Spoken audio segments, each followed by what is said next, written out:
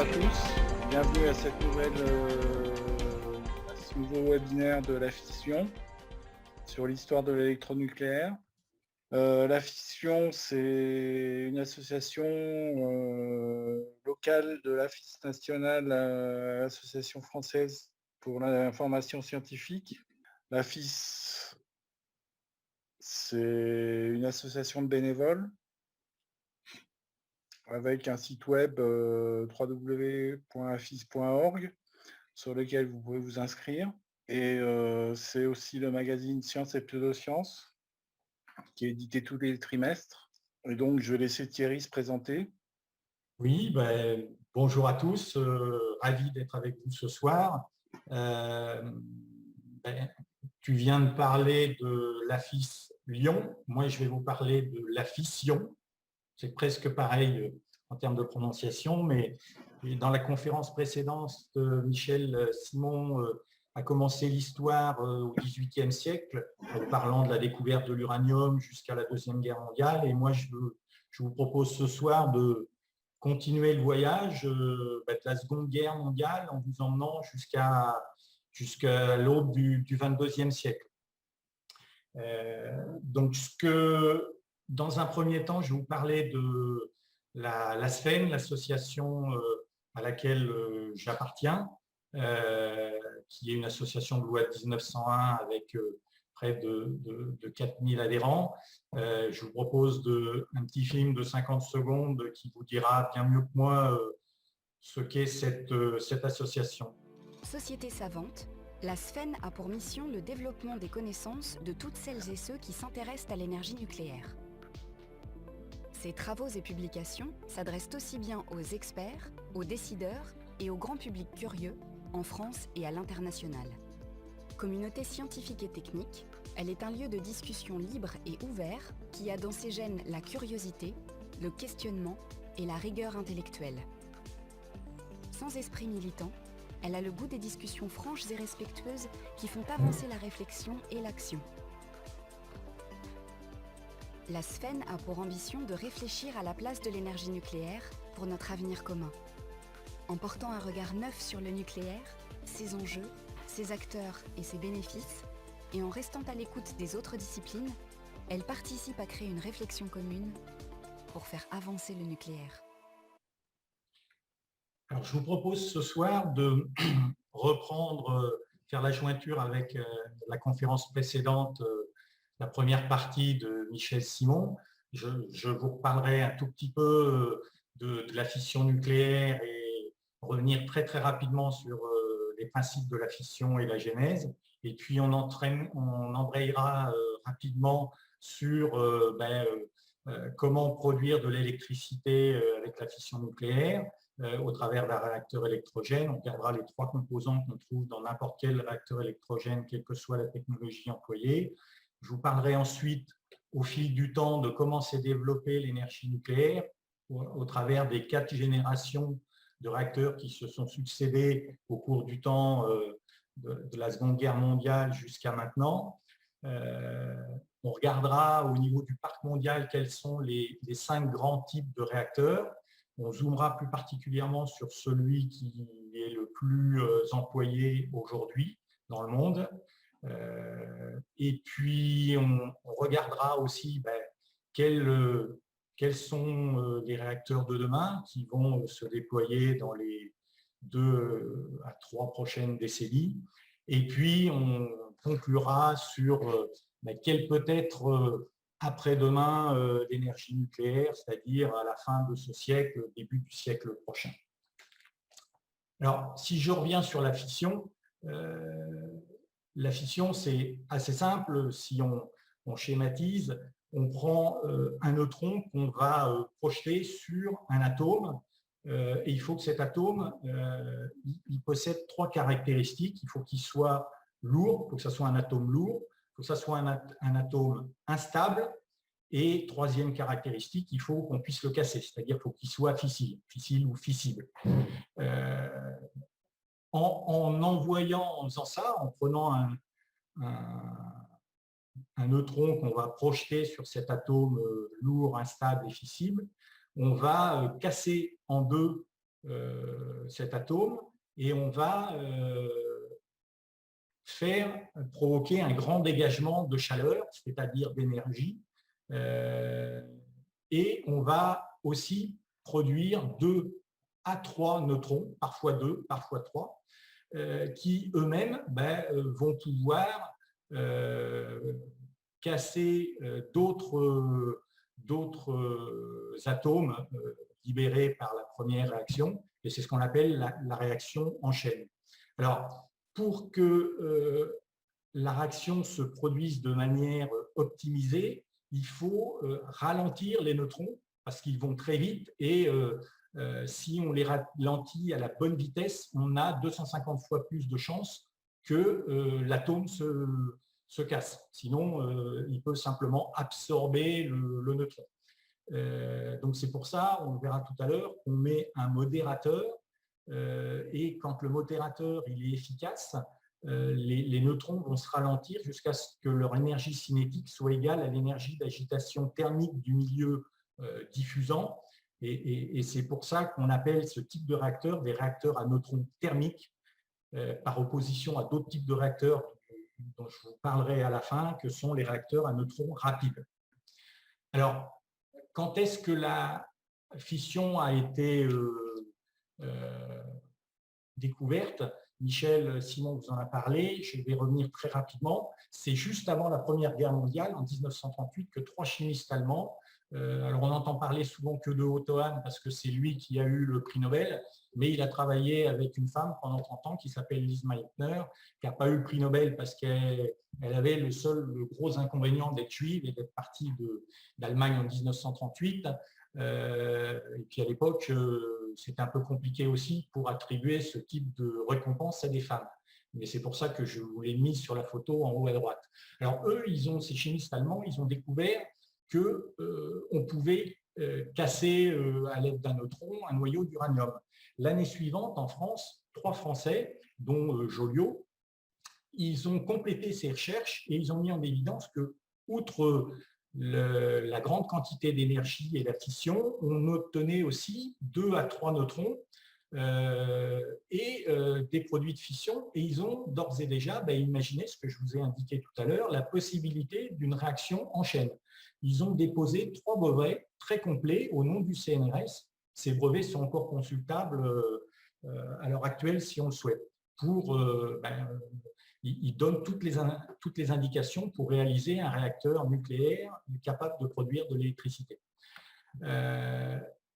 Au cours de 1939, au mois d'août, à la demande de 2 physiciens hongrois qui redoutaient que l'Allemagne utilise ses connaissances, ses découvertes pour créer une arme, une bombe, ces 2 physiciens ont demandé à Einstein d'écrire au président Roosevelt pour l'alerter sur le sujet. Le 1er septembre de l'année suivante, la Seconde Guerre mondiale a éclaté. Qu'est-ce qui s'est passé?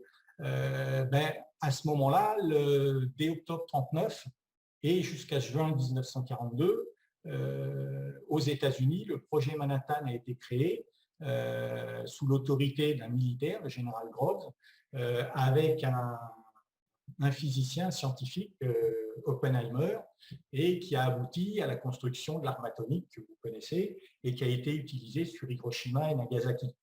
Donc en fait, ça c'est très important dans la découverte en fait du phénomène de fission, c'est que compte tenu du contexte qui était très spécifique à ce moment-là, vous voyez que ça a été découvert juste avant la guerre et au début de la guerre, c'est que les recherches se sont concentrées en premier lieu et exclusivement sur une des 2 applications possibles, qui était l'application militaire, dont le monde entier a découvert les conséquences quand on a vu ce que ça donnait sur Hiroshima et Nagasaki. Donc, les débuts du nucléaire ont fait que ça marque jusqu'à aujourd'hui la perception du nucléaire civil et son association, qu'elle soit consciente ou non, au nucléaire militaire. Alors, maintenant, qu'est-ce qu'on trouve dans un réacteur nucléaire, ce qu'on appelle un réacteur électrogène, c'est-à-dire pour produire de l'électricité? Eh bien, vous trouvez à chaque fois 3 éléments dans chacun des réacteurs, quelle que soit leur technologie. Vous allez trouver d'abord le combustible.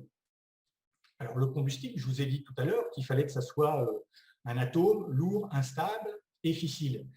Dans la nature, il y en a un certain nombre, mais ils sont pas. Enfin, il y en a un certain nombre qu'on peut utiliser, excusez-moi, l'uranium-233 par exemple, le 235, le plutonium-239 ou le plutonium-241. Mais dans la nature, seul l'uranium-235 se trouve à l'état naturel.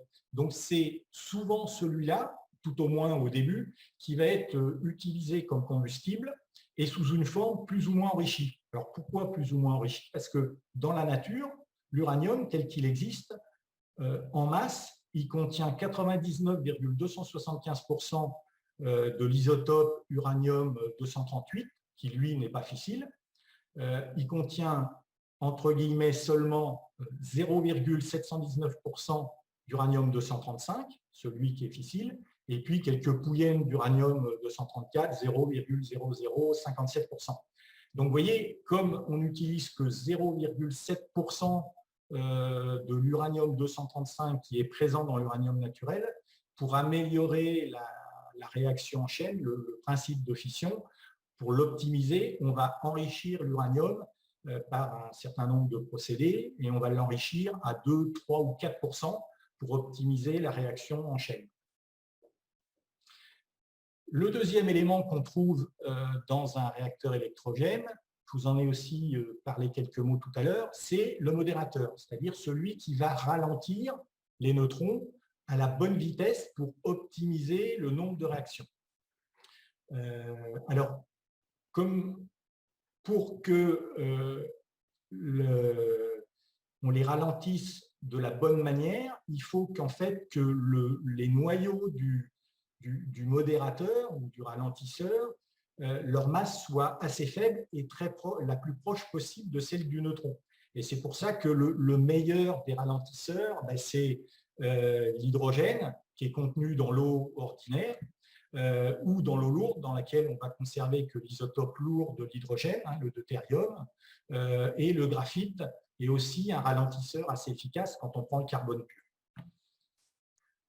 Le troisième élément, c'est que vous avez vu que la réaction de fission produit de la chaleur, et il faut trouver un fluide caloporteur pour transporter et évacuer cette chaleur vers une turbine. C'est classique comme dans n'importe quelle centrale thermique, on va produire de la vapeur, on va utiliser cette chaleur pour produire de la vapeur et faire tourner un alternateur.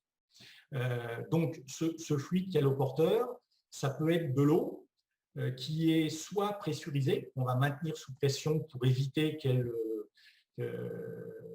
bout, c'est-à-dire qu'elle se transforme en vapeur, soit on va utiliser de l'eau bouillante, c'est-à-dire qu'elle sera à différentes phases selon sa place dans le circuit. À certains endroits, elle sera en phase liquide, à d'autres endroits en phase vapeur. Ça peut être du gaz, du sodium ou du sel fondu. Alors, ce que je vous propose maintenant, c'est de regarder au cours du temps, justement, à partir de la Seconde Guerre mondiale, les différentes générations qui se sont succédées dans le développement de l'énergie nucléaire.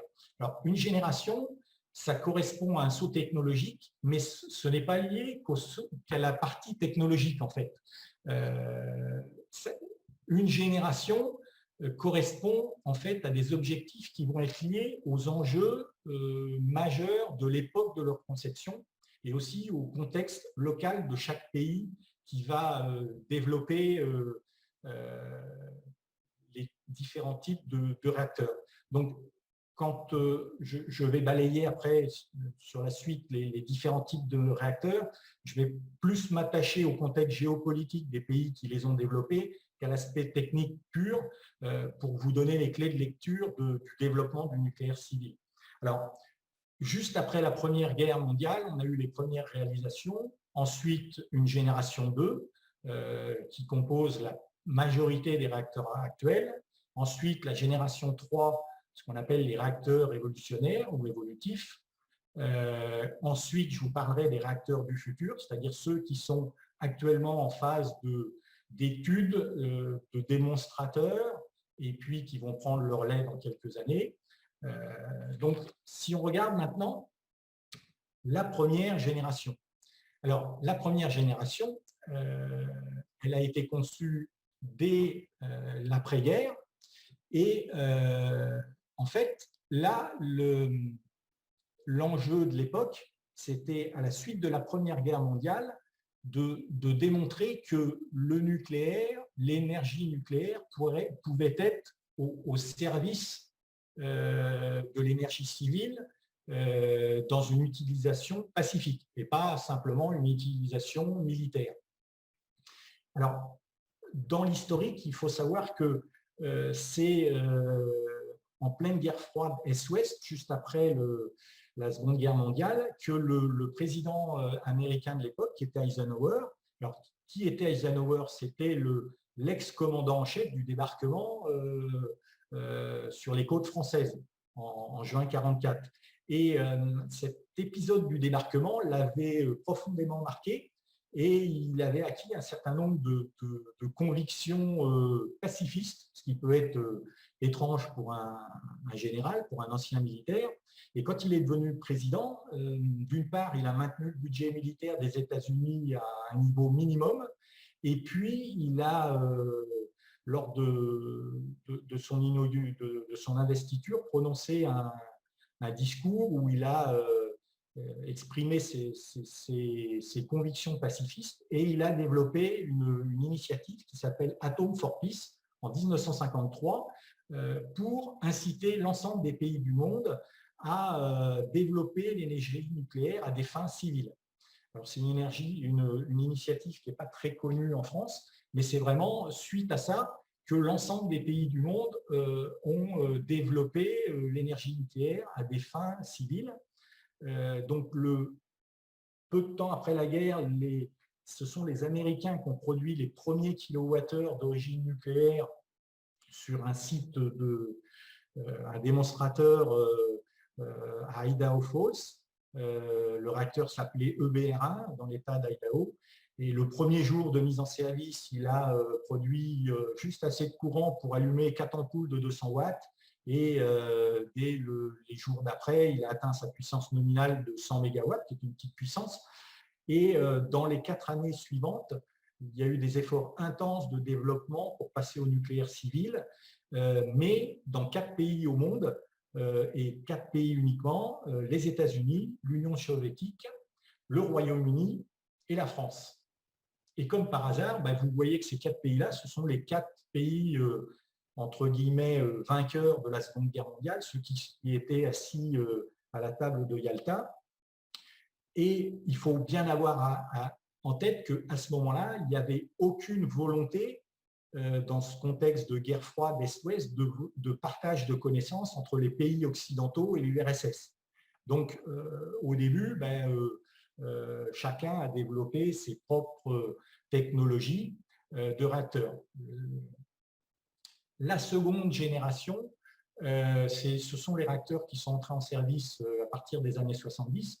Et là, à ce moment-là, le contexte, on avait prouvé dans la première génération que ça fonctionnait. On pouvait utiliser l'énergie nucléaire à des fins civiles pour produire de l'électricité en grosse quantité. Là, maintenant, c'était de dire il faut déployer à une plus grande échelle et surtout avec une compétitivité économique. Et surtout, deuxième chose, dans un contexte de choc pétrolier, donc d'ores et déjà, il y avait une idée de dire on va améliorer notre indépendance énergétique par rapport aux énergies fossiles.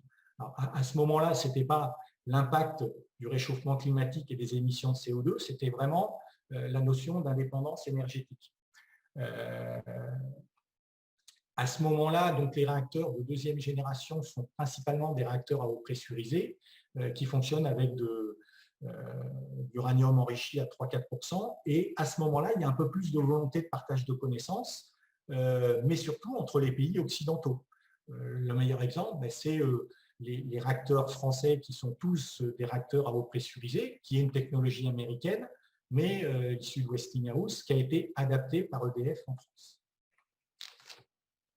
La troisième génération, la troisième génération, excusez-moi, qui a démarré à partir des années 1990. Alors quand je dis démarrage, c'est toujours, c'est pas le démarrage des premiers réacteurs, c'est le démarrage des premières conceptions, premières recherches. Et après, vous avez les démonstrateurs et ensuite, quelques années ou dizaines d'années après, les premières mises en service industrielles et commerciales. Donc, cette troisième génération de réacteurs, à partir des années 90, sont les réacteurs qui, aujourd'hui, sont en train d'être déployés. Ils mettent l'accent sur les impératifs de sûreté et de sécurité. Parce que qu'est-ce qui s'est passé depuis? C'est déjà le premier accident qui a occasionné une fusion d'un réacteur aux États-Unis en 1979 à 3 Mile Island. Alors, il est assez peu connu parce qu'il n'y a pas eu d'effet en dehors de la centrale, mais vous connaissez tous l'accident de Tchernobyl en 1986 et puis celui de Fukushima plus récemment en 2011. Mais ces réacteurs-là intègrent aussi les éléments, le retour d'expérience des attentats terroristes tels qu'ils ont eu lieu aux États-Unis le 11 septembre 2001. Donc, c'est des réacteurs révolutionnaires qui prennent en compte un certain nombre de redondances supplémentaires, de sécurité passive et active, notamment des systèmes de récupération du corium en cas de fonte du cœur et un certain nombre d'autres éléments de sécurité. Alors, l'accident de Tchernobyl a vraiment été en électrochoc et à l'issue après cet accident en 1986, là, vraiment, il y a eu une volonté de coopération très large et les Russes ont vraiment voulu partager leurs connaissances et il y a eu la création d'une association mondiale des exploitants nucléaires qui s'appelle WANO, World Association of Nuclear Operators, qui s'est créée donc peu de temps après Tchernobyl, en 1989, donc vous voyez, juste 3 ans après, et qui regroupe plus de 130 exploitants nucléaires qui exploitent la quasi-totalité des réacteurs dans le monde, 430 réacteurs sur les 440, un peu plus de 440 qui existent aujourd'hui. Et dans un optique de faire monter la sûreté par des retours d'expérience et des partages de connaissances entre tous les exploitants mondiaux. La quatrième génération, alors c'est les réacteurs qui sont aujourd'hui en conception et qui pourraient prendre le relais à partir de 2030, 2040, 2050. Alors là, on est en rupture technologique totale avec les 3 précédentes générations auparavant. Et là, de la même manière, on a une coopération très très large au travers d'un forum international qui s'appelle le Forum Génération 4, Génération 4 pour la 4e génération, qui d'une part a établi 4 critères auxquels ils doivent répondre pour que l'ensemble des pays dans le monde qui sont adhérents de ce forum Génération 4 construisent des réacteurs harmonisés répondant à ces 4 critères. Critères de durabilité, critères de sûreté, critères de compétitivité économique et de résistance à la prolifération nucléaire. Donc en fait, par rapport aux différents critères dans les générations précédentes, ils doivent répondre à tous les critères. Les pays qui coopèrent dans le Forum Génération 4, ce sont les États-Unis, la Russie, tous les pays de l'Union européenne, la Chine, le Japon, la Corée du Sud, le Canada, l'Afrique du Sud, le Brésil, l'Argentine, l'Australie et plus près de nous, la Suisse. Alors, ces réacteurs, il y a 6 technologies qui ont été retenues dans ces réacteurs. 3 de ces technologies sont des réacteurs à neutrons rapides. Vous vous rappelez, tout à l'heure, je vous ai parlé du réacteur à neutrons thermiques et le réacteur à neutrons rapides. Là, c'est technologie à neutrons rapides. Cette technologie, elle permet de produire, un de ses intérêts, c'est qu'elle permet de produire 50 à 100 fois plus d'électricité que les réacteurs à neutrons thermiques, ou dit autrement, elles utilisent 50 à 100 fois moins de combustible, d'uranium, que les réacteurs actuels, donc portant aussi les ressources de quelques centaines d'années, 100 à 200 années, 100 à 200 ans par rapport aux ressources actuelles avec le nombre de réacteurs actuels et leur développement envisagé, à plusieurs milliers d'années. L'autre intérêt, c'est qu'elle limite la durée de vie et le volume des déchets radioactifs de plusieurs dizaines, voire centaines de milliers d'années si on a du plutonium, à 300 ans. Donc ça, c'est le deuxième intérêt. Il y a d'autres technologies dont on ne parlera pas parce que je n'ai pas suffisamment de temps en une petite heure, mais qui sont des réacteurs soit au supercritique, soit à haute température, soit à sel fondu. Et une autre technologie également, que sont les réacteurs, les SMR, les Small Modular Reactors, c'est-à-dire des petits réacteurs compacts qu'on peut faire en usine et qui peuvent être additionnés les uns aux autres. Et pour produire autre chose que de l'électricité, on peut faire du dessalement, de l'hydrogène ou d'autres opérations, de la chaleur ou du rafraîchissement. Alors, dans le monde, aujourd'hui, on va trouver 5, excusez-moi, j'ai mis une petite coquille, 6 grands types. Alors, on trouve 5 grands types de réacteurs actuels, plus les réacteurs à neutrons rapides qui font 6 grands types. Et en fait, sur ces 5 grands types de réacteurs à neutrons thermiques, ce qui va les différencier, c'est les 3 éléments qu'on a vus, combustible, modérateur et caloporteur. C'est ces 3 types d'éléments qui vont faire la différence entre les types de réacteurs. La plupart des réacteurs dans le monde sont des réacteurs à eau pressurisée. Vous voyez, c'est à peu près 65% du parc mondial, un peu moins de 300 sur les 440 réacteurs mondiaux. Et suivent en dessous les réacteurs à eau bouillante.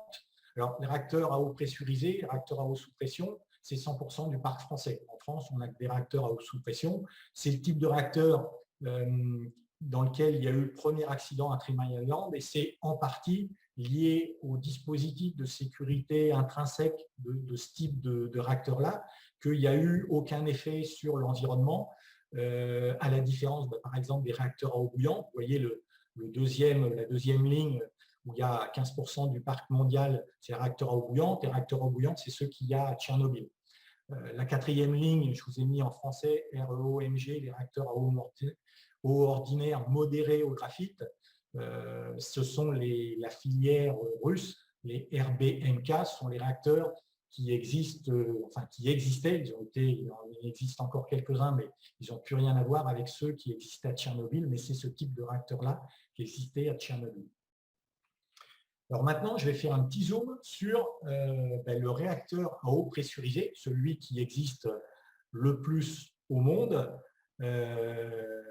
et qui équipe 100% de nos réacteurs français, nos 58 réacteurs jusqu'à l'année dernière et 56 aujourd'hui avec la fermeture et d'autres Fessenheim. Je vous propose dans une petite vidéo de regarder très rapidement comment ça fonctionne et puis je reviendrai avec vous pour vous détailler tout cela. Il existe plusieurs types de réacteurs nucléaires. La technologie retenue par la France est celle du réacteur à eau pressurisée, qui est également la plus répandue dans le monde. La centrale fonctionne avec 3 circuits d'eau totalement indépendants. Le circuit primaire, le circuit secondaire et le circuit de refroidissement. Le combustible d'une centrale nucléaire est conditionné sous forme de petites pastilles d'uranium empilées dans de longs tubes métalliques appelés crayons. Ces tubes sont placés dans une cuve en acier remplie d'eau et constituent ainsi le cœur du réacteur.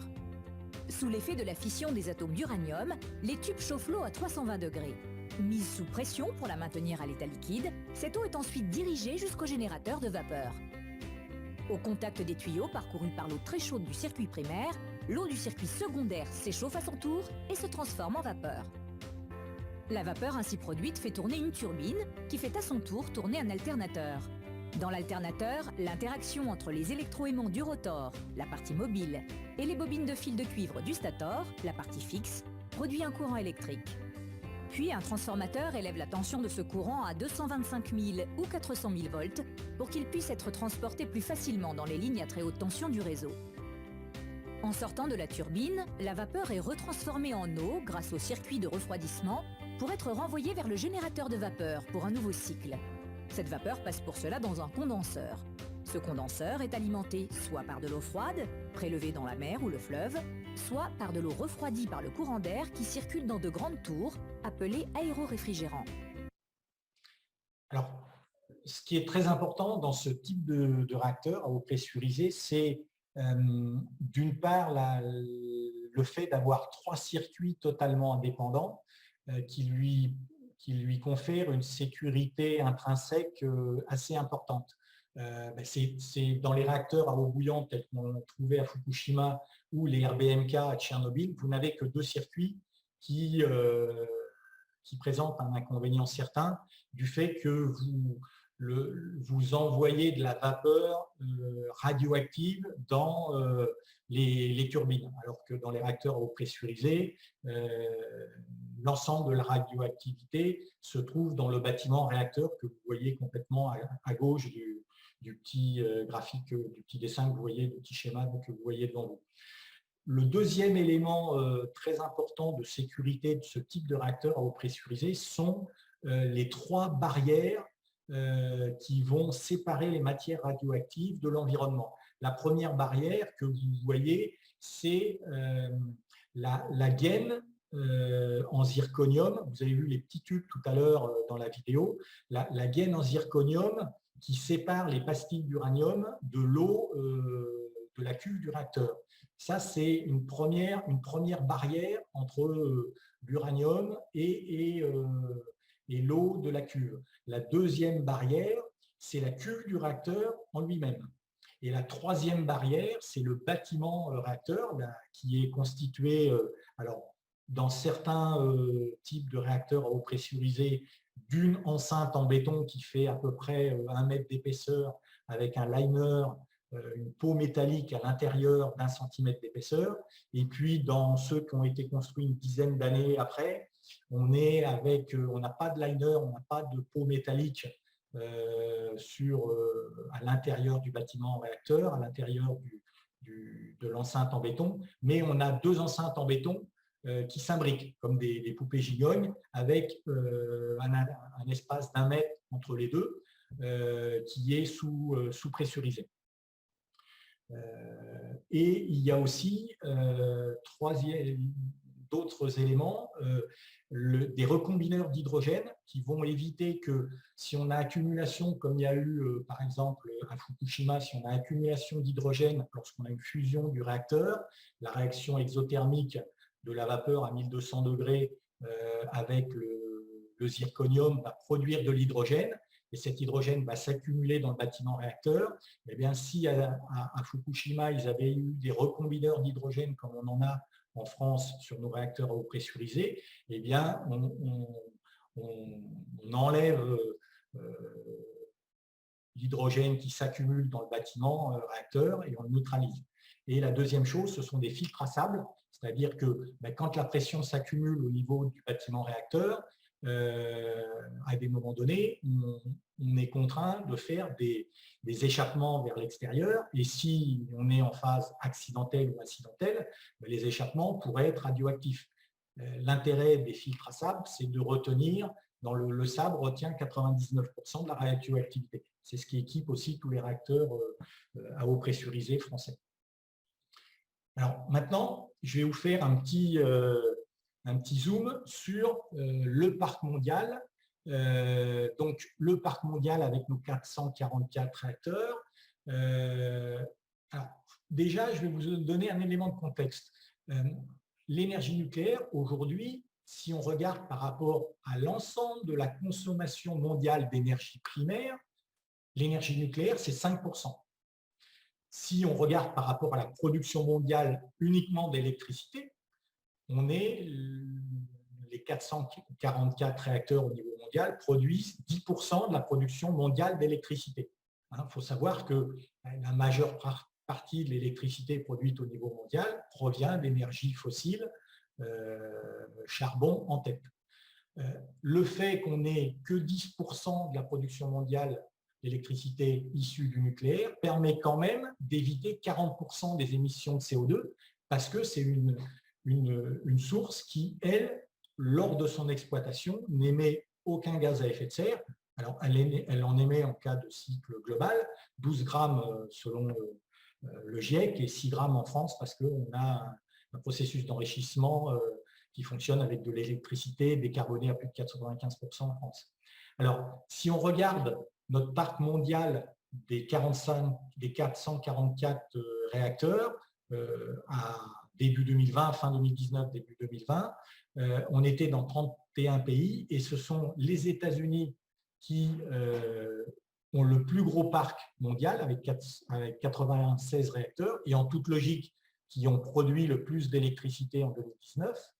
Le second parc mondial en 2019, c'est la France et aussi en toute logique, c'est la France qui était deuxième en termes de production d'électricité nucléaire et la Chine avec 47 réacteurs.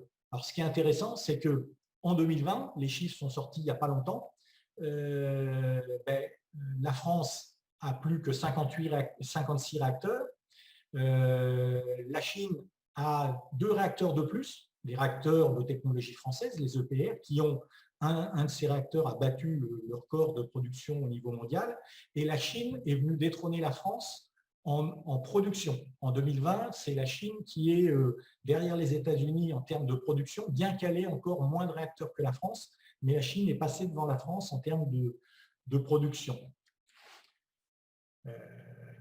Vous voyez la courbe d'évolution de production mondiale. Vous voyez que le gros de la montée s'est fait dans les années 70 à 90, qui a été le développement de beaucoup de parcs nucléaires dans le monde, dont la France. Vous voyez que ça s'arrête à partir de 86. Tchernobyl a marqué un coup d'arrêt à la construction de centrales nucléaires dans le monde. Et puis, vous voyez aussi le creux après 2011, après Fukushima, et le redémarrage quelques années plus tard. Alors, si on regarde maintenant d'autres courbes, c'est le nombre de réacteurs en construction. Alors, de la même manière, vous voyez le boom des constructions dans les années 70 à 90 de la deuxième génération dont je vous ai parlé tout à l'heure. Mais ce qu'on s'aperçoit, c'est que après un gros creux, les constructions reprennent et en 2020, on voit qu'il y a 54 réacteurs qui sont en construction dans le monde, dans 16 pays, et 119 réacteurs à l'état de projet, y compris dans une vingtaine de pays primo-accédants, c'est-à-dire qui n'ont jamais, qui ne disposent pas de réacteurs nucléaires actuellement. Si on regarde, si on zoome sur 2019, il y a 6 nouvelles tranches qui ont été mises en service en 2019, après 9 qui ont été mises en service en 2018. Vous voyez, 3 en Russie, 2 en Chine, qui en avaient mis 7 en service en 2018, et 1 en Corée du Sud. Donc, ce qu'on s'aperçoit, c'est que quasiment toutes les nations qui disposent de l'énergie nucléaire continuent d'investir dans cette technologie, hormis quelques pays qui en sortent, Taïwan, l'Allemagne, la Suisse, la Belgique. En revanche, bon nombre de pays qui sont parmi les leaders nucléaires n'ont pas ou peu entamé le renouvellement de leur parc, axant leur stratégie de gré ou de force. Par exemple, en France, c'est plutôt de force parce qu'il y a un manque de vision et de par le gouvernement français, de par les gouvernements français qui sont succédés, et ils axent plutôt sur la prolongation de leur durée d'exploitation. Donc, c'est le cas, par exemple, je vous l'ai dit, de la France, mais des États-Unis ou du Canada. Et là, ce qu'on voit, c'est qu'au niveau des mises en service ou des constructions, c'est la Russie et la Chine qui dominent le marché des nouveaux réacteurs. Et l'essentiel du développement, il reste porté par l'Asie.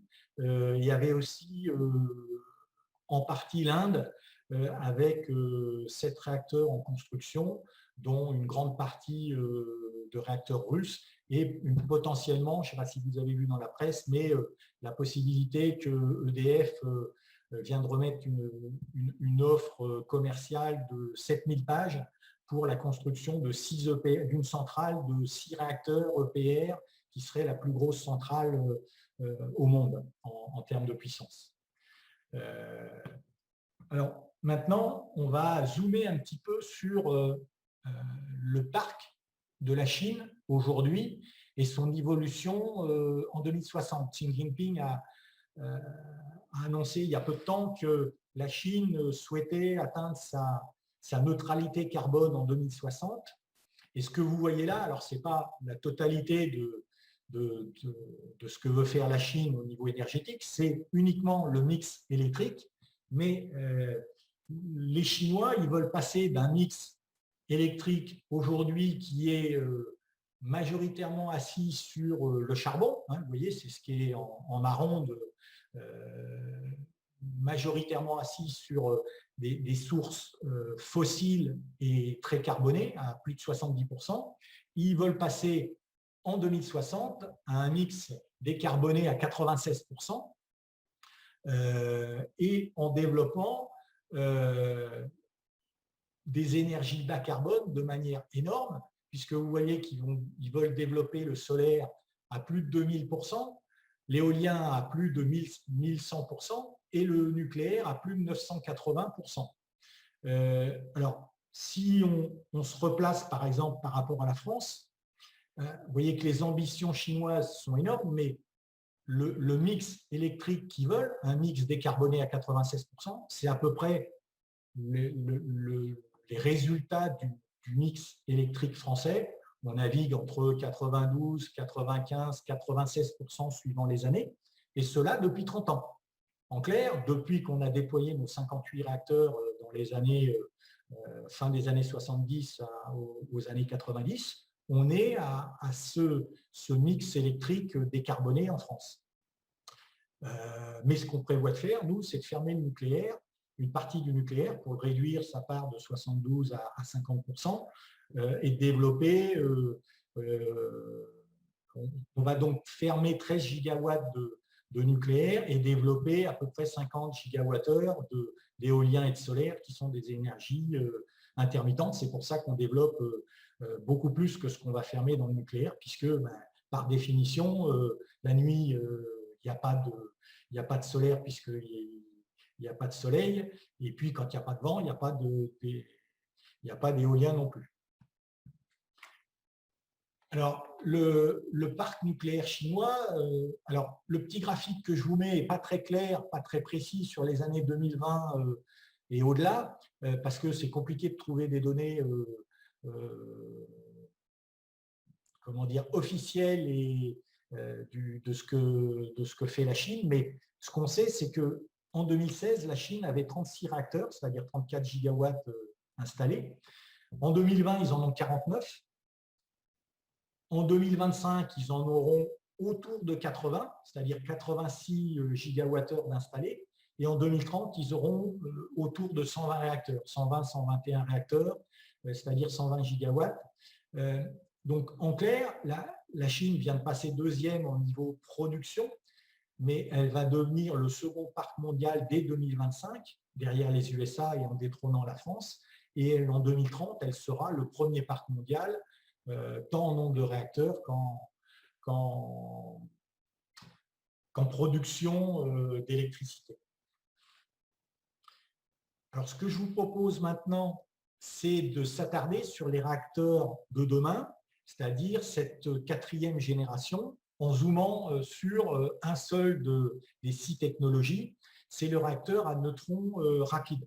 Alors, quand vous regardez le petit schéma, vous vous dites, ça ressemble pas mal au réacteur eau pressurisé. Vous voyez 3 circuits, le circuit primaire, le circuit secondaire et un circuit de refroidissement complètement séparés. En revanche, la technologie, elle est totalement différente parce que là, on va utiliser la quasi-totalité de l'énergie de fission contenue dans l'uranium naturel. C'est-à-dire que, vous vous rappelez, au début, je vous ai dit que l'uranium naturel ne contenait que 0,719% d'uranium-235. Et bien là, on va utiliser les 99,275% d'uranium-238 fertile. Bien sûr, il n'est pas fissile, il est fertile, mais on va l'utiliser. On va bombarder de neutrons rapides, c'est-à-dire on ne va pas chercher à les ralentir, on va bombarder cet uranium-238 qui est fertile par des neutrons rapides.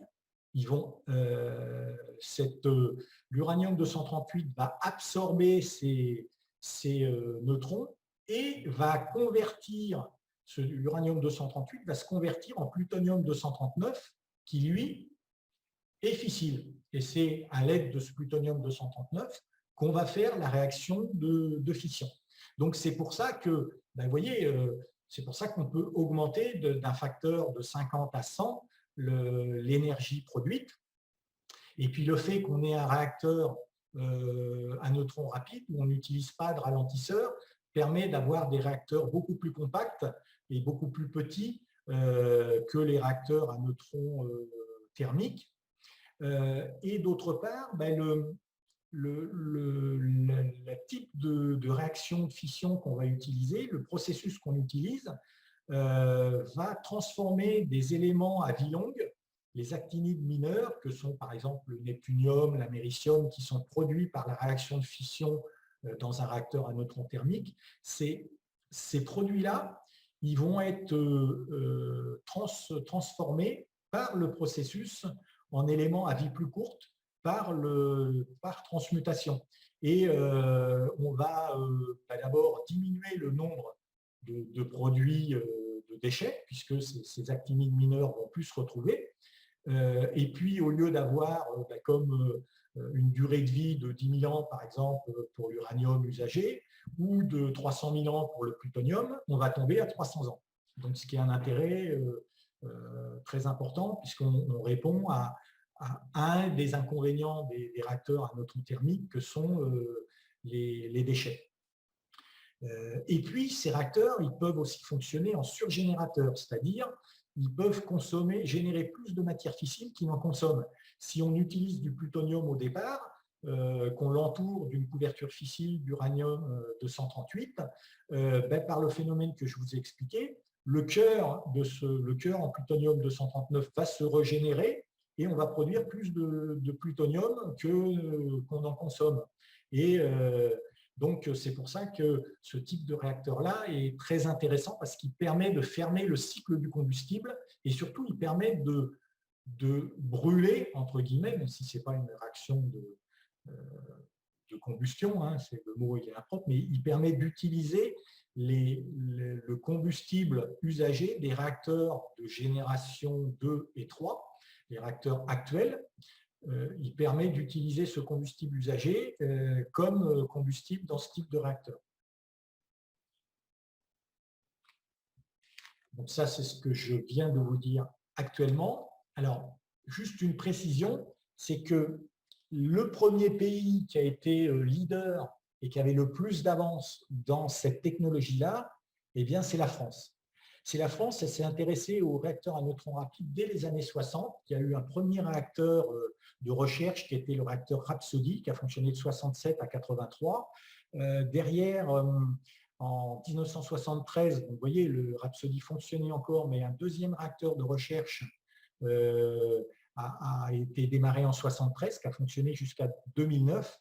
Et un dernier réacteur, Superphénix, qui lui était un démonstrateur, qui a fonctionné de 86 à 97 et qui a produit dès 96 ses premiers kilowattheures qui ont été délivrés sur le réseau, hein, après plus d'une douzaine d'années de tests, puisque c'était un prototype, mais qui a été abandonné par la France parce que le gouvernement de l'époque, qui était le gouvernement Jospin, avait passé un accord électoral avec les Verts. Et l'arrivée au gouvernement de Dominique Voynet au poste de ministre de l'écologie, dans l'accord électoral, il était prévu qu'on arrête Superphénix.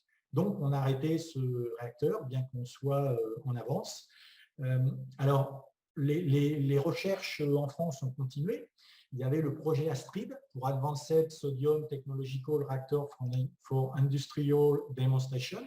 C'était un réacteur à neutrons rapides refroidi au sodium et qui a été abandonné en 2019 par le gouvernement actuel. Alors là, pas pour des raisons politiques, mais des raisons de comment dire, absence de vision long terme et de raisonnement court terme.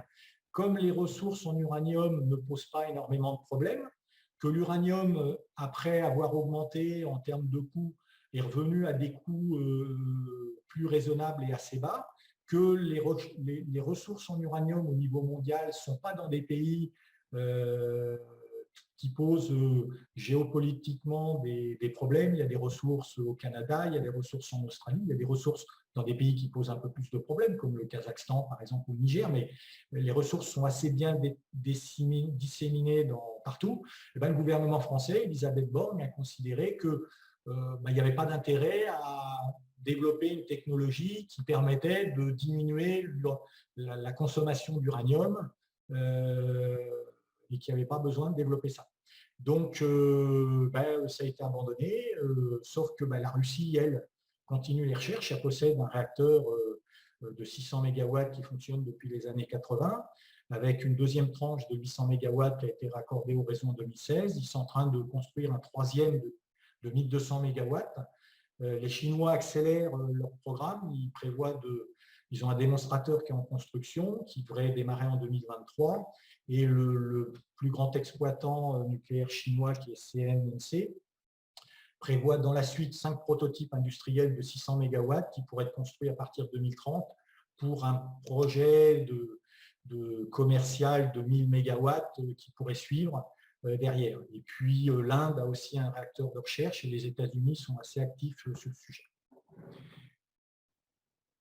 Alors ça nous emmène la génération 4. Je vous ai dit, les premiers réacteurs, vous voyez, qui fonctionnent actuellement, qui peuvent se développer sur la génération 4 entre 2030, 2040, 2050. Mais qu'est-ce qui pourrait arriver ensuite? Là, d'après vous, ce qui vous apparaît en haut, la petite image en haut à droite, espèce de donut, eh bien, c'est la fusion nucléaire qu'on peut reproduire dans un tokamak, c'est-à-dire l'énergie qui existe dans le Soleil et les étoiles. Alors, la fusion nucléaire, c'est quoi? C'est, en quelque sorte, c'est l'opposé de la fission. La fission, on cherche à casser deux atomes, un atome lourd, on cherche à le casser. La fusion, c'est on va chercher à fusionner deux atomes légers. Et quand on les fusionne, comme c'est instable, ils vont chercher à se séparer à nouveau et ça va dégager de l'énergie comme pour la fission, mais dans des proportions encore plus grandes que dans la fission. Et là, on émet, comme pour la fission nucléaire, aucun CO2, mais on produit quasiment aucun déchet radioactif. Et surtout, il n'y a aucun problème de sûreté parce que la réaction, dès qu'on arrête d'alimenter en chaleur la réaction de fusion pour produire le plasma au sein du tokamak, la réaction s'arrête d'elle-même. Je vais vous présenter, avant de conclure, comment on peut réaliser cette fusion dans le projet ITER qui existe en France. Ici, nous ne sommes pas en France, mais en terre internationale. 35 pays dont la Chine, la Russie et les États-Unis travaillent main dans la main depuis plus de 30 ans. 20 milliards d'euros de budget pour l'un des plus grands projets scientifiques de l'humanité, digne d'un film de science-fiction. Car l'objectif est de reproduire sur Terre ce qu'il se passe dans le Soleil. Pas besoin de pétrole ou d'uranium. Ici, le combustible, c'est l'eau.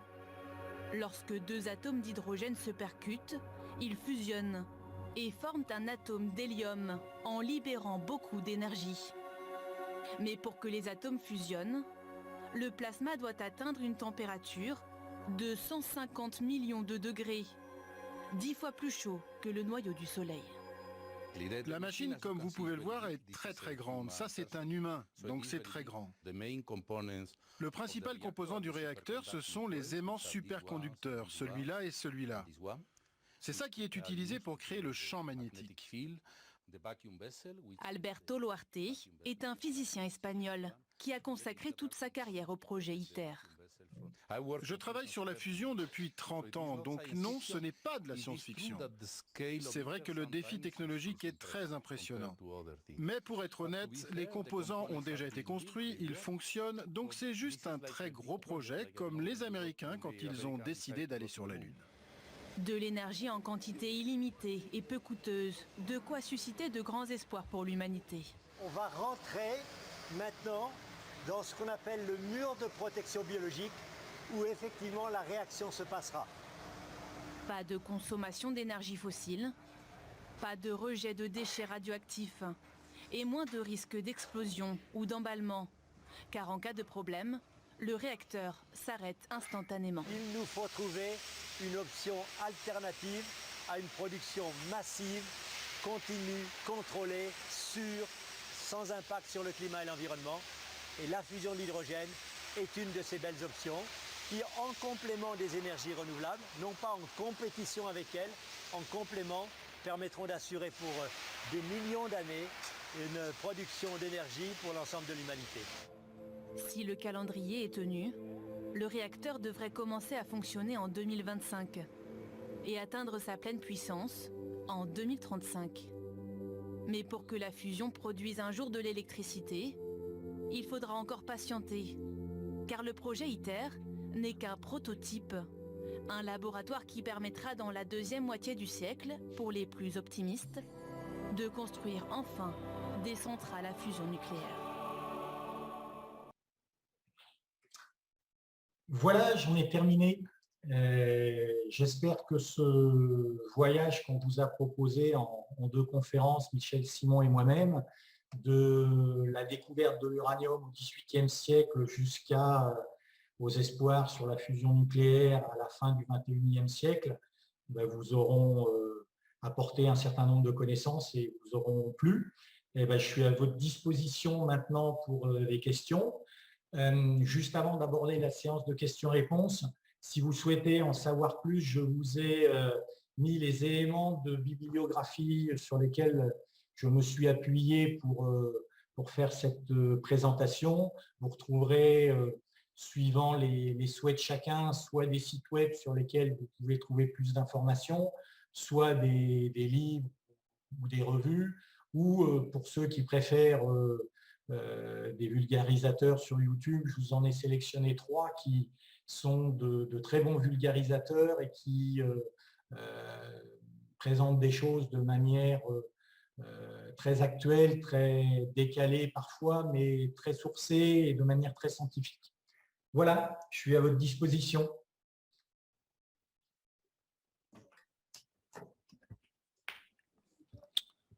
Merci beaucoup Thierry pour cette présentation. Merci. On a quelques questions, pas mal de questions même. Pas mal de questions. Ouais. Alors, peut-être commencer, on va commencer par les prendre dans l'ordre. On nous demande qu'est-ce que vous avez appelé la prolifération nucléaire? Alors, la prolifération, c'est le fait de pouvoir utiliser un réacteur électrogène, c'est-à-dire qui est censé fabriquer de l'énergie, de l'électricité, pour produire du plutonium de qualité militaire pour fabriquer la bombe atomique. Par exemple, vous avez aujourd'hui, vous avez entendu parler de l'Iran, mais dans certains réacteurs, je vous ai monté les réacteurs à eau pressurisée, dans un réacteur à eau pressurisée, on ne peut pas fabriquer d'uranium, de plutonium de qualité militaire. Mais dans certains types de réacteurs, par exemple, les Russes qui ont développé les RBMK, le RBMK, c'est un réacteur qu'on pouvait charger et décharger en continu, et il déchargeait le plutonium avant qu'il soit complètement irradié. Alors, ce n'est pas très bon pour le rendement électrique, hein, mais ça leur permettait d'avoir de l'uranium de qualité militaire. Mais à l'époque, il faut savoir que les centrales nucléaires comme à Tchernobyl, elles dépendaient du ministère des Armées. Donc, c'est-à-dire, en clair, les Russes, quand ils ont fait leur programme de nucléaire civil, c'était du nucléaire civil et militaire. Ils utilisaient des centrales nucléaires pour faire de l'électricité, mais aussi du plutonium de qualité militaire. Là, il y a aussi une autre filière qui a été développée par le Canada juste après la Seconde Guerre mondiale, qui était la filière Candu, qui permettait aussi de produire du plutonium de qualité militaire, de la même manière en déchargeant en continu. Maintenant, c'est plus utilisé, ils optimisent, ils laissent l'uranium plus longtemps pour optimiser le rendement et la réaction de fission, et le plutonium plutonium produit n'est plus du tout de qualité militaire. Il faut savoir que dans une bombe, pour avoir du plutonium de qualité militaire, il faut l'enrichir à plus de 90%. Tout à l'heure, je vous parlais d'uranium enrichi à 3-4%. Quand on est dans une bombe, il faut enrichir à 80-90% d'uranium pour fabriquer du plutonium de qualité militaire. Mais voilà ce que c'est la prolifération, c'est pouvoir utiliser un réacteur électrogène à des fins qui ne sont théoriquement pas les siennes, c'est-à-dire pour produire du plutonium de qualité militaire. Ok, merci. On vous demandait aussi à quelle génération correspond l'EPR. Alors l'EPR, c'est la génération 3, c'est un réacteur dit évolutionnaire qui prend en compte justement tout le retour d'expérience des accidents de Tchernobyl, Fukushima, aussi des attentats terroristes. Donc c'est pour ça qu'il a des récupérateurs de corium et un certain nombre de... C'est aujourd'hui le réacteur qui est considéré comme le plus sûr dans le monde. Alors ce qui est dommage, c'est qu'en France, on peine à le construire, mais l'ingénierie française est efficace, c'est-à-dire le concept français est efficace, puisqu'il a aujourd'hui, il y a 4 réacteurs EPR, enfin un peu plus de 4, mais il y a les plus avancés, il y a 2 réacteurs EPR qui sont déjà en production en Chine, à Taishan 1 et 2.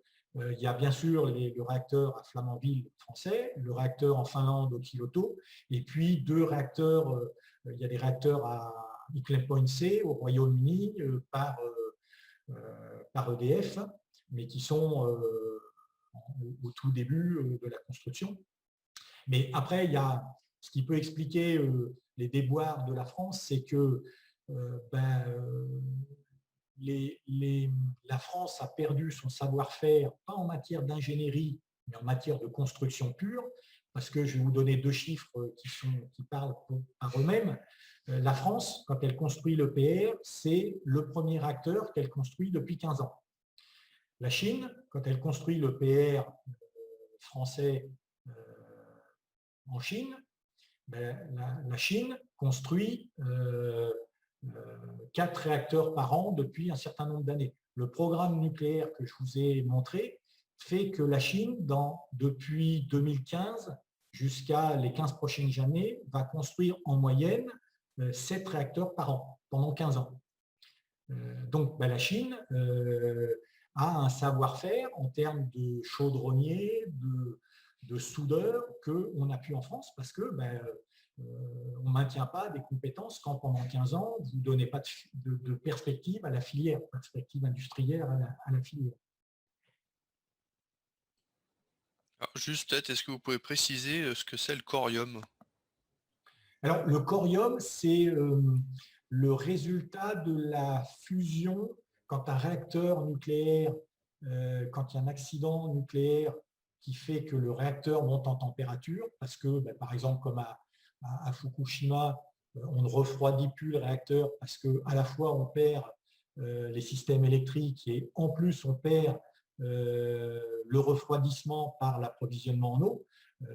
À Fukushima, ils ont perdu tout ça du fait de la vague du tsunami qui a submergé. Comme ils ont pu refroidir, les systèmes de sécurité ont arrêté la réaction de fusion. La réaction de fusion s'est arrêtée, de fission s'est arrêtée, mais comme le réacteur a pu être refroidi, l'augmentation de température a augmenté parce qu'ils n'arrivaient plus à envoyer de l'eau à l'intérieur.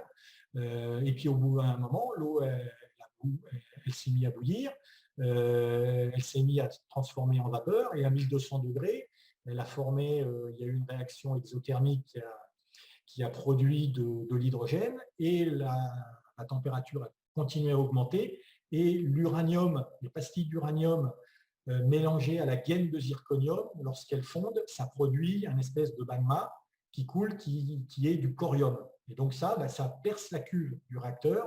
Et ce qu'on met aujourd'hui dans les réacteurs de génération 3, c'est un récupérateur en dessous pour éviter que, une fois que ça a percé la cuve du réacteur, ça ne perce pas le radier en béton qui fait, suivant les pays, en France, c'est entre 2 et 4 mètres d'épaisseur de béton, mais on met un radier pour récupérer ce corium et pour l'étaler, le diffuser, pour qu'il se refroidisse. Alors, on avait une question peut-être sur le circuit primaire. La radioactivité présente dans le circuit primaire des réacteurs à eau pressurisés peuvent-elles diffuser, entre guillemets, partiellement dans le circuit secondaire? Alors, non, sauf s'il y avait un accident au niveau du générateur vapeur. Le générateur vapeur, c'est là où il va y avoir l'échange de calories entre le circuit primaire et le circuit secondaire par une multitude de petits tuyaux. S'il y avait une fuite entre les deux, elle est détectée et on va inhiber, on va arrêter le circuit. Sur un réacteur, vous avez plusieurs générateurs de vapeur, 3 ou 4 suivant les types de réacteurs, si c'est des 900 MW ou des 1300 MW.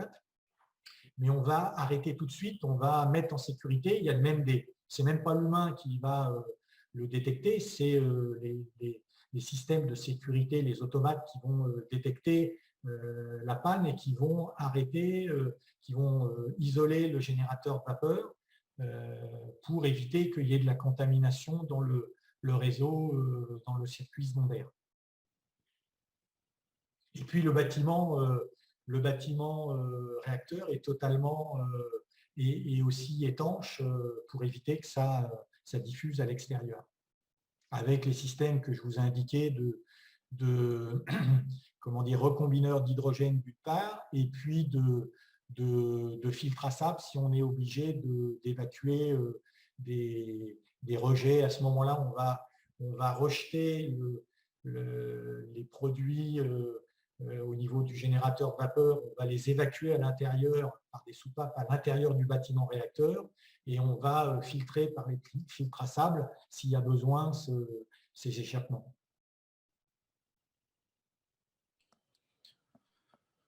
Ok, mais du coup, vous avez dit que le sable, ça retenait plus de 90% de la radioactivité. 99% de certains, alors pas tous les produits radioactifs, mais la majorité des produits radioactifs qui sont émis lors d'un accident sont arrêtés par certains produits qui sont dans le sable. Alors là, ne me demandez pas, je ne suis pas un spécialiste, mais par le silicate et il y a un certain nombre de produits qui sont dans le sable, on arrête 99% du tritium et d'autres éléments, d'autres produits radioactifs.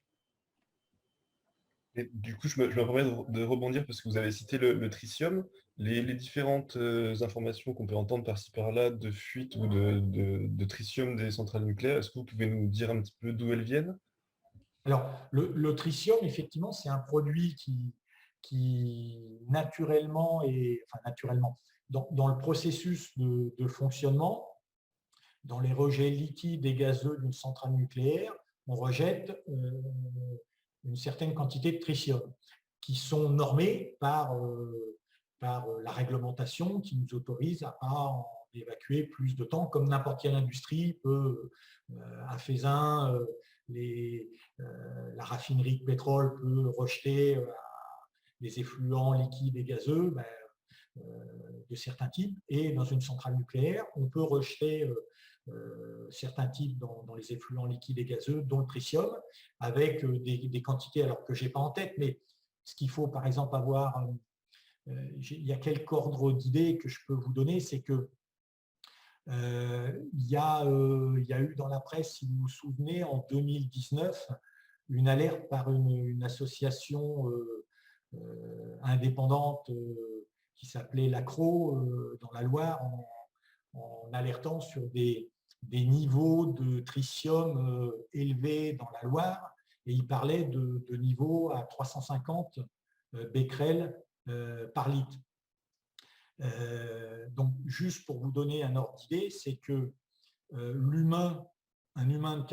homme de 80 kg, il émet par seconde 8000 becquerels. Chaque humain émet de la radioactivité, naturellement, et l'Organisation mondiale de la santé considère qu'on peut, sans risque, consommer de l'eau chaque jour jusqu'à 10 000 becquerels par litre.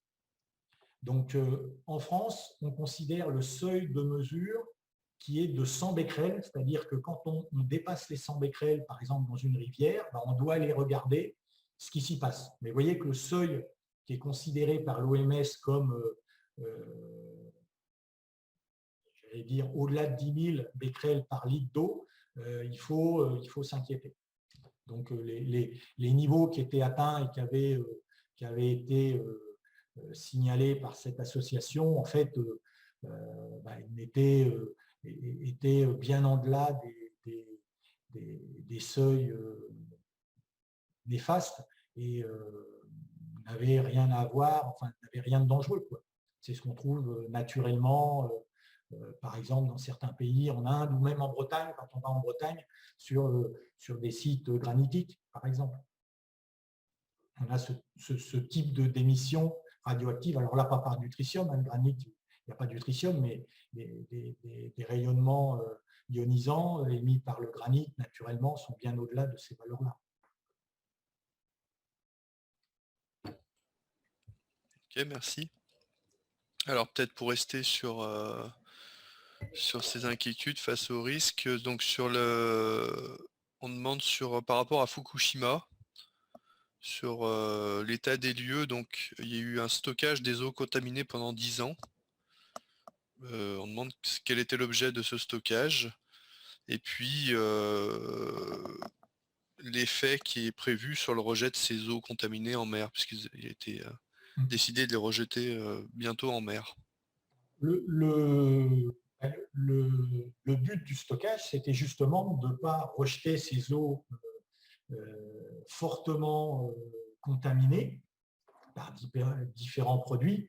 Le but, c'était de ne pas les rejeter dans la biosphère, dans l'environnement, que ce soit dans la mer à proximité ou sur la Terre, pour qu'elle pénètre dans la Terre et dans les nappes phréatiques. Deuxième objectif, c'était de se laisser le temps, une fois qu'on les a stockés, de les retraiter pour éliminer la majorité des produits embêtants, des produits de fission, enfin là ce n'est pas des produits de fission, mais des produits embêtants contenus dans cette eau. Et donc ce que comptent faire aujourd'hui les autorités japonaises, alors sous réserve qu'elles obtiennent l'aval de leur autorité de sûreté, l'équivalent de l'ASN en France. En France, les gendarmes du nucléaire, c'est l'ASN, l'autorité de sûreté du nucléaire. Je n'ai plus en tête comment elle s'appelle au Japon, ça doit être la NESA, je crois, je ne me rappelle plus, mais il y a un organisme similaire qui va contrôler que l'ensemble des retraitements faits par l'exploitant ont baissé le niveau de produits et de radioactivité de l'eau à des niveaux comparables à ce qu'on trouve dans la nature, pour permettre de la rejeter, comme par exemple, je vous ai parlé tout à l'heure qu'une centrale nucléaire rejette des effluents gazeux et liquides dans l'air ou dans la mer ou le fleuve à proximité. Là, de la même manière, lorsqu'ils seront retraités à un niveau permettant de redescendre à un niveau suffisamment bas, similaire à ce qu'on trouve à l'état naturel, permettre de rejeter ça sans risque dans la mer. Et le gros, c'est qu'ils rejettent ça sur étalé sur une durée de 15 à 20 ans, je crois, 16 ans, il me semble. L'équivalent, tout à l'heure on parlait de tritium, sur 16 ans, l'ensemble des eaux contaminées, telles qu'ils les auront traitées, correspondrait à, d'après ce que j'ai pu lire, alors je vous dis ça sous toute réserve, mais correspondrait à l'équivalent de 16 grammes de tritium. C'est ce que j'ai vu, c'est-à-dire l'équivalent d'1 gramme par an rejeté et dilué dans la mer. Mais je vous dis, c'est sous toute réserve. Pour l'instant, je n'ai pas encore lu beaucoup d'études sur le sujet. C'est une petite question que j'ai vu passer qui correspond un petit peu. Est-ce qu'il existe une agence qui gère toute la sûreté nucléaire au niveau international, ou est-ce que c'est chaque pays qui a sa propre agence de type ANSM comme on a chez nous? Alors, il y a deux choses. Il y a effectivement chaque pays qui a, selon sa réglementation propre, une autorité de sûreté du nucléaire. Alors, en France, on a la chance, je considère que c'est une chance, on peut considérer en tant qu'exploitant nucléaire que ça peut être embêtant, mais moi je considère que c'est une chance. On a la chance d'avoir probablement l'autorité de sûreté du nucléaire la plus comment dire, exigeante, une des plus exigeantes au monde. Par exemple, les éléments qui ont été mis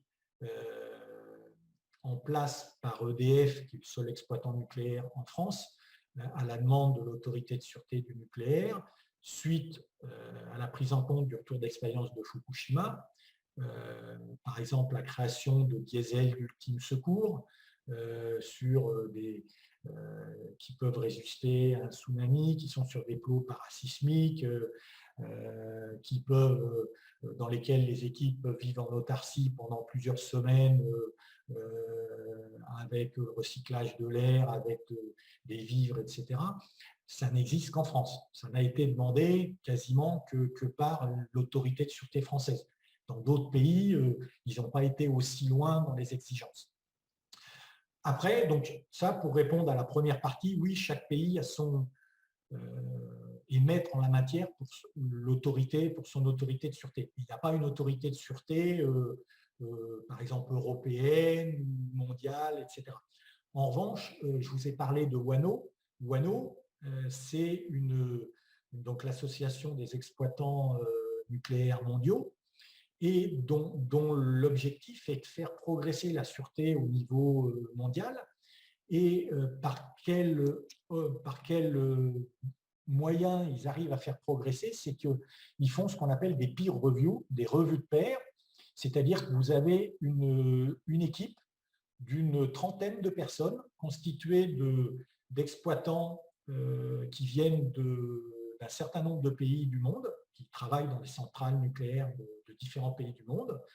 Donc, par exemple, moi, quand je travaillais à la centrale nucléaire de Bugey, j'ai vécu plusieurs inspections, plusieurs revues de pairs de la part de WANO, et vous avez une équipe de 30 personnes avec des exploitants canadiens, japonais, brésiliens, espagnols, qui viennent vous voir, vous interviewer, interviewer des gens de vos équipes qui vont prendre des photos, qui vont rester là qui auditent auparavant vos documents, qui vont rester 2 semaines sur place, qui vont rédiger un rapport, et ce rapport est envoyé au gouvernement du pays et publié dans la presse. Donc, s'ils détectent sur votre centrale nucléaire un certain nombre de choses, je peux vous dire que vous en entendez parler, vous en entendez quand même parler. Donc, c'est quand même assez efficace et assez impactant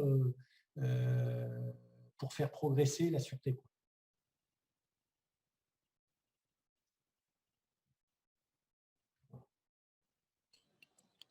Ok, merci.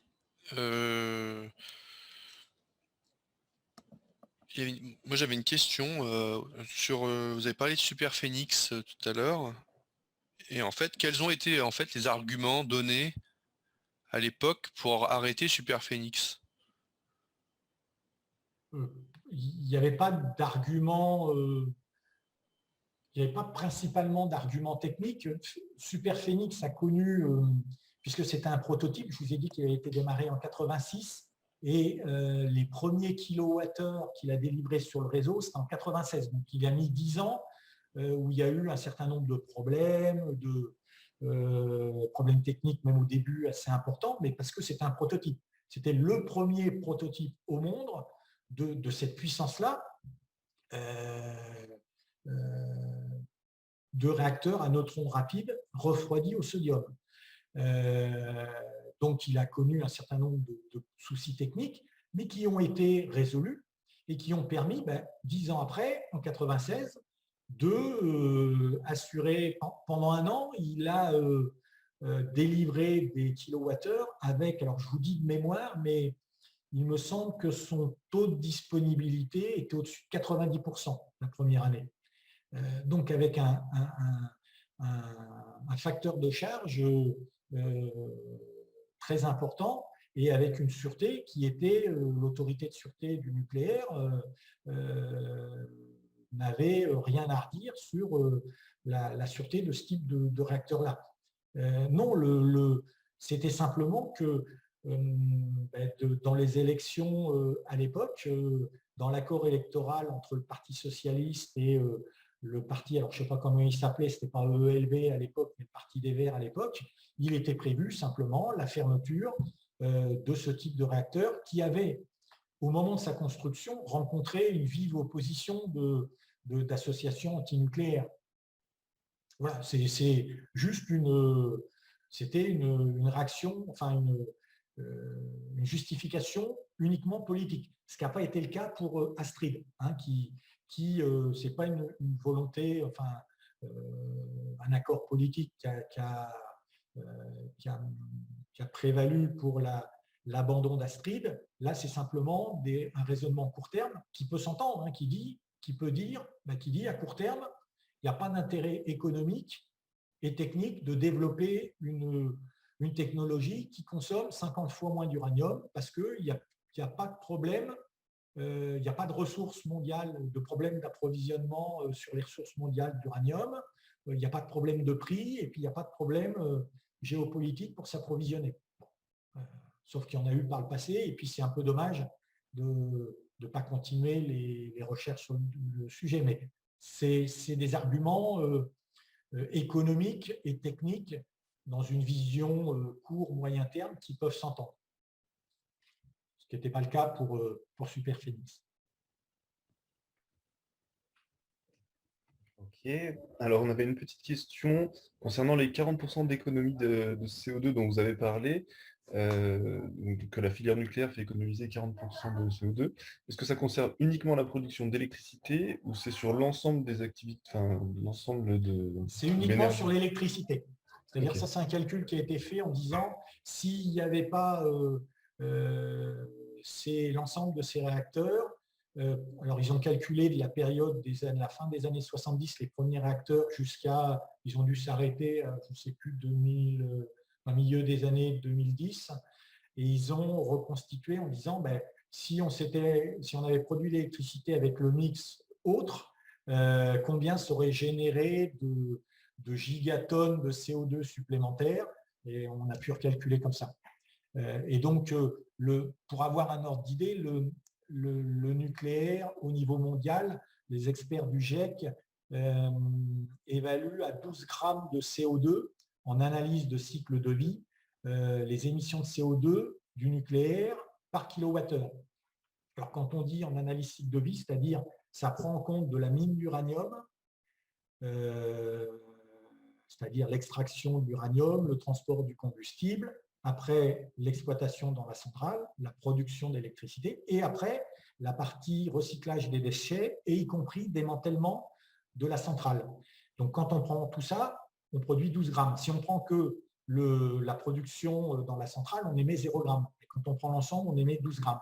En France, on émet que 6 grammes parce que le procédé d'enrichissement de l'uranium consomme beaucoup d'électricité. Et comme en France, on utilise de l'électricité très décarbonée, on est plus vertueux que la moyenne mondiale. Donc, on descend à 6 grammes. Mais pour comparer à d'autres sources de production d'électricité, c'est 11 grammes pour l'éolien, c'est 41 grammes pour le solaire, c'est 490 grammes pour le gaz et c'est 820 grammes ou 890 grammes pour le charbon. Et pour nos voisins allemands qui utilisent de la lignite, on doit être à plus de 1000 grammes. C'est-à-dire que quand vous comparez 6 grammes au charbon, on est 150 fois moins émetteur de CO2.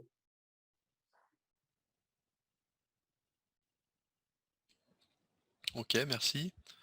Une question sur les technologies qu'utilise la Chine pour ses futurs réacteurs. Vous en avez un peu parlé, mais peut-être préciser. Alors, la Chine, sur les réacteurs de génération 3, c'est-à-dire les réacteurs qui sont en train de sortir, alors, comment la Chine, si je reviens un peu en arrière, comment la Chine a acquis son savoir-faire aujourd'hui? La Chine, ils ont passé, depuis 30 ans, ils étaient en partenariat avec la France pour la construction de centrales nucléaires, avec des partenariats avec EDF. Ils ont fait construire Taishan 1, Taishan 2 avec la technologie EPR qui là est un réacteur de génération 3. Ils se sont fait construire des réacteurs russes par l'opérateur Rosatom, par la technologie des VVR. Ils ont fait construire des AP-1000 par les Américains. Ils ont fait construire des Candu par les Canadiens. Et puis, en regardant ça, maintenant, ils ont développé leur propre technologie, le Hualong 1, et ils sont en train de travailler sur le Hualong 2, dont ils viennent d'annoncer qu'ils seraient capables de le construire en 4 ans, avec le plus bas coût mondial au niveau du kilowattheure à la construction. Le Hualong 1 qu'ils ont déjà construit, ils sont capables de le construire en 5 ans à l'heure actuelle. Et pour les réacteurs, alors ils investissent aussi dans les réacteurs à neutrons rapides. Je vous ai dit qu'ils étaient en train de construire leur propre réacteur à neutrons rapides pour démarrage en 2023, le premier démonstrateur. Et ils participent donc au projet ITER sur la fusion, c'est-à-dire qu'il pourra aller après la 4e génération, ce qui pourrait aller au-delà. Et non seulement ils sont inclus dans le projet ITER à Cadarache, mais ils ont leur propre tokamak pour faire leurs propres expériences de plasma et de fusion nucléaire en Chine. Donc eux, à l'opposé de la France, ils construisent des réacteurs, construits des réacteurs de génération 2, ils construisent des réacteurs de génération 3, ils investissent dans la génération 4 et ils sont déjà sur la fusion.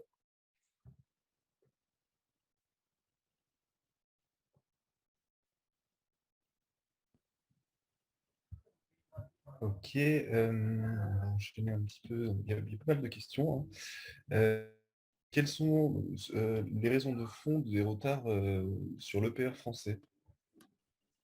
Alors, les raisons de fond, je les ai évoquées un peu. Alors, il y a à la fois des raisons propres à EDF et des raisons, mais la majorité des raisons qui est liée à nos gouvernements.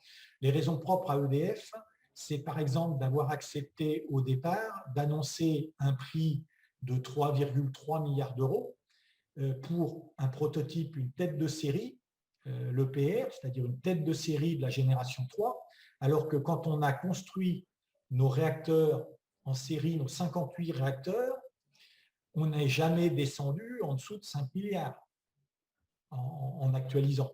Donc, avoir annoncé 3,3 milliards, c'était, je ne sais pas quelle est la personne à EDF qui a signé ça, mais c'était pour faire plaisir aux politiques de l'époque. Les Chinois, quand même, le premier réacteur, les Chinois annoncent avec le prix de la main-d'œuvre qui est beaucoup plus bas chez eux, mais ils annoncent 7 milliards pour un réacteur EPR de génération 3. Donc, on ne peut pas faire un EPR en dessous de 8 milliards. C'est aujourd'hui ce que dit à peu près EDF. Avec celui-là, on va sortir probablement à 14 milliards, entre 12 et 14 milliards, compte tenu de l'ensemble des retards. Une autre partie des retards, c'est que quand la conception a été faite, le retour d'expérience de Fukushima n'était pas dedans, puisque les délais de conception, je vous ai dit que la génération 3 a commencé dans les années 90, et l'accident de Fukushima, c'était en 2011. Donc, EDF et Framatome, Areva à l'époque, qui était le concepteur du réacteur, ont été obligés d'intégrer en cours de route et plutôt vers la fin toutes les exigences supplémentaires liées à Fukushima, et ça a d'une part ralenti, mais aussi occasionné un certain nombre de non-conformités. Et puis après, le reste des non-conformités, c'est vraiment la perte de compétences. Alors, comme je vous l'ai dit, pas sur l'ingénierie, mais sur la construction. Alors, pas d'EDF, mais là, à la fois de Areva, Framatome, mais aussi tous les prestataires, toute la filière nucléaire en France. La filière nucléaire en France, je vous ai parlé d'EDF et d'Areva, ce sont deux entreprises, mais il y a 3000 entreprises en France qui travaillent dans le domaine du nucléaire, et c'est 220 000 salariés. Quand vous lui faites rien faire, rien construire pendant 15 ans, ces entreprises-là, elles ne gardent pas les salariés. Donc, aujourd'hui, la majorité, par exemple, ceux qui ont été refaire les soudures qui posaient souci à Flamanville 3, c'est des soudeurs allemands, des soudeurs polonais, mais des soudeurs français. On est en train de reconstituer les compétences, mais on les avait perdues, clairement. Et si on met pas si le gouvernement français ne décide pas rapidement et ne donne pas de la visibilité à la filière nucléaire française, par exemple sur la construction de 6 EPR sur un horizon de 10, 15 ou 20 ans, on continuera à le perdre et on achètera les réacteurs aux Chinois, par exemple.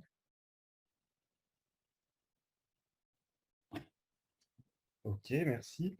On a une petite question sur la taxonomie européenne, que je n'ai pas entendu parler dernièrement. Oui. Est-ce que vous pouvez faire un petit peu le point là-dessus, sur la qualification économie d'émissions de gaz à effet de serre? Alors, la taxonomie, pour l'instant, la taxonomie rencontre, il y a de nombreux débats et puis des rapports de force entre les différents pays membres de l'Union européenne. Pour imager, c'est un peu la même chose au niveau de la taxonomie que vous avez aujourd'hui pour le plan de relance. Le plan de relance a été, suite à la crise du Covid, a été décidé il y a 1 an, mais il y a encore des pays membres de l'Union européenne qui ne souhaitent pas le déployer et qui font opposition. Au niveau de la taxonomie, vous avez la même chose. Vous avez des pays membres de l'Union européenne qui sont favorables à ce que l'énergie nucléaire soit reconnue dans la liste des énergies durables, donc faisant partie de la taxonomie, donc ouvrant droit à des financements par des systèmes de financement européens. Et il y a d'autres pays qui sont plutôt opposés au nucléaire, comme l'Autriche, comme la Belgique, comme l'Allemagne, qui sont opposés et qui pour l'instant n'arrivent pas à s'entendre. Donc ce qu'ils ont arrivé à faire, ça a quand même progressé, c'est qu'ils ont sorti l'acte délégué qui ne prend ni en compte le nucléaire, ni en compte le gaz, parce que les pays qui ne veulent pas le nucléaire, par exemple, comme l'Allemagne, souhaitaient à l'inverse que le gaz, qui est une énergie fossile, qui émet, je vous l'ai dit, 490 grammes de CO2, soit inclus dans la taxonomie, c'est-à-dire soit considéré comme une énergie durable. Donc là, le nucléaire et le gaz ont été sortis du premier acte délégué, mais il est prévu qu'il y ait un deuxième acte délégué complémentaire avant la fin de l'année, précisant ce qui va devenir du gaz et l'énergie nucléaire, et pour l'énergie nucléaire sur la base de rapports d'experts. Il y a un premier rapport d'experts qui a été fait par le JRC, qui est un des organismes scientifiques de la Commission européenne, qui a conclu que le nucléaire ne présentait pas plus de risques que les autres énergies qui étaient déjà inclus dans la taxonomie. Et puis pour le gaz, il est probable qu'on s'oriente vers une inclusion, mais sous l'option d'une énergie transitoire pour permettre de se substituer au charbon. Voilà. Comme ça, ce qui permettrait peut-être de rapprocher des pays comme l'Allemagne et la France qui sont aux antipodes sur ce sujet-là. Donc, on devra avoir des nouvelles avant la fin de l'année. Ok, merci. On va prendre encore quelques questions, puis on pourra conclure. Peut-être des questions qui se regroupent là sur les technologies futures. Donc, on parle là d'un... Je crois que c'était sur une des slides aussi, les réacteurs à sel fondu qui seraient développés à Grenoble. Et puis moi, j'avais lu des choses il y a quelques années sur les réacteurs au thorium. Alors, vous pouvez peut-être préciser sur ces technologies-là? Oui, alors, effectivement, dans la génération 4, il y a plusieurs technologies, dont les réacteurs à sel fondu. Alors, on parle souvent de thorium, on le met dans les sels fondus. C'est un petit peu différent. C'est une technologie à sel fondu, mais ce n'est pas la seule. Il y a les réacteurs aussi à eau supercritique et il y a les réacteurs à très haute température.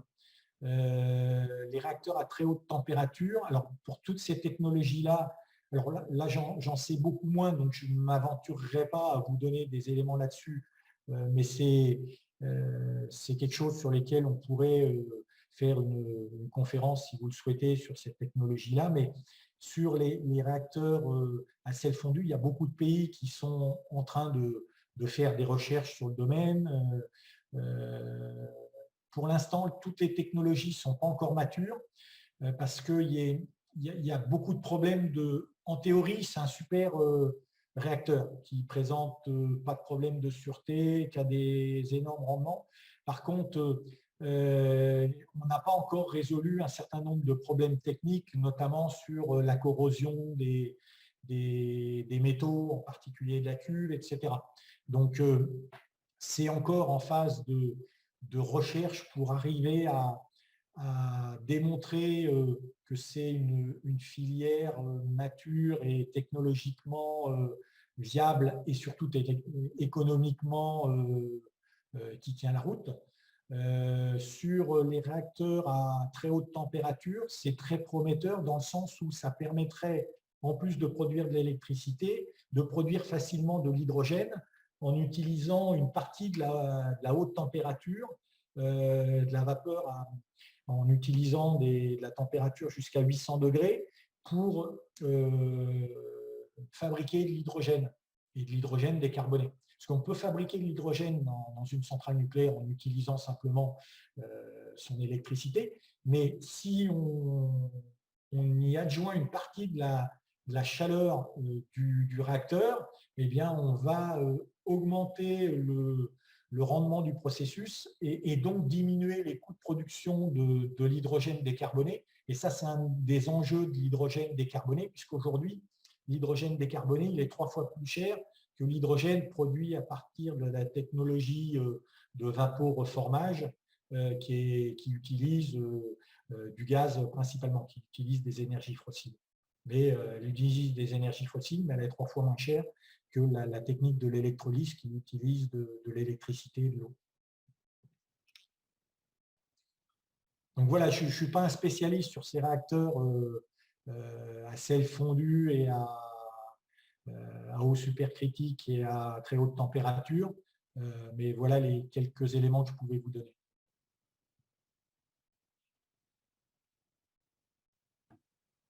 Alors, il y a quelques questions sur la gestion des déchets nucléaires, mais je ne sais pas si on va rentrer dans... C'est un sujet très vaste et très compliqué. Alors, je peux peut-être comment diriger les personnes qui ont ces questions-là. L'AFIS, donc au niveau national, a déjà fait une conférence qui traite très profondément de ce sujet. Vous pouvez le retrouver sur la chaîne YouTube de l'AFIS, justement. Et sinon, du coup, petite question, est-ce que vous pensez qu'il y a une probabilité que le projet Astrid ou quelque chose qui s'assimilerait à ça pourrait être à nouveau, enfin redémarrer à nouveau en France? Alors, si vous me posez la question, est-ce que je le souhaite? Oui.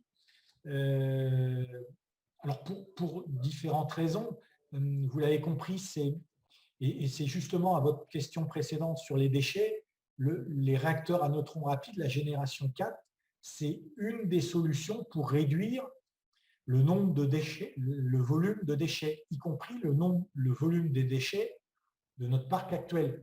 Si on sort du nucléaire, par exemple, en France, on va générer beaucoup plus de déchets qu'il va falloir gérer pendant des milliers d'années que si on poursuit notre parc,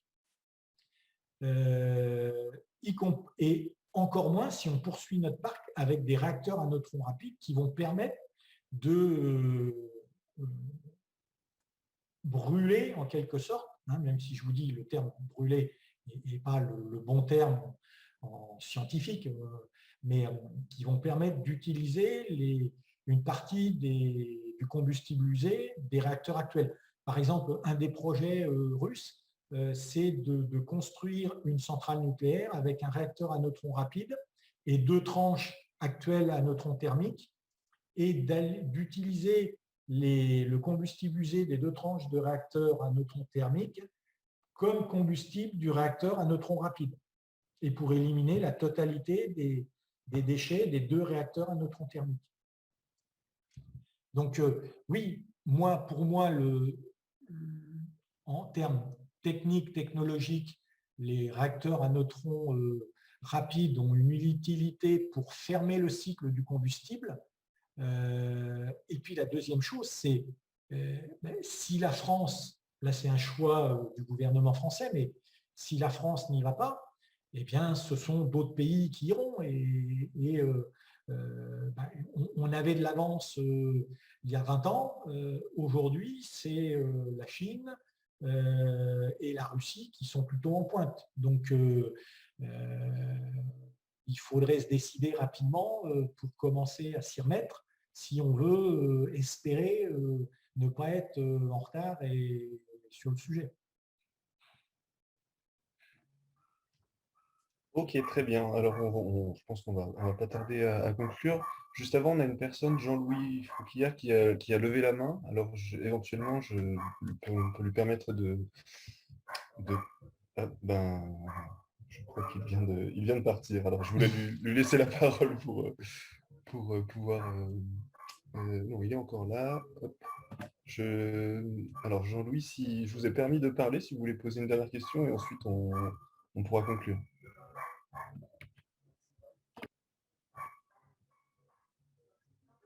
Si vous êtes toujours là et si vous avez un micro. Manipulation. Oui, c'est bon, vous êtes là. Non, je voulais dire, j'ai fait une fausse manip, donc pas de... Là, je vous entends. D'accord, vous n'avez pas fait exprès de lever la main. Ah, oui, j'ai tapé Ça au marche. endroit. Ça marche, pas de souci. Ok, très bien. Aurélien ou Anthony, je pense qu'on peut peut-être conclure. Il y avait encore pas mal de questions, mais je pense que voilà, on peut peut-être s'arrêter là sur. On a pas mal couvert le sujet, en tout cas de la conférence en elle-même que vous nous avez apporté. Aurélien, un petit mot, quelque chose Bon, effectivement, on ne pourra pas couvrir l'ensemble des choses. On reviendra sûrement sur le sujet via la fission. De toute façon, c'est un sujet important. En tout cas, beaucoup de commentaires qui soulignent la qualité de l'exposé. Voilà, donc les gens semblent très contents.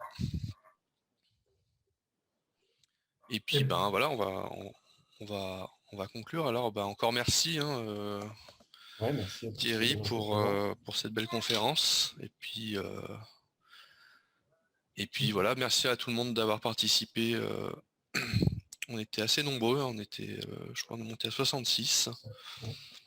Donc très bien.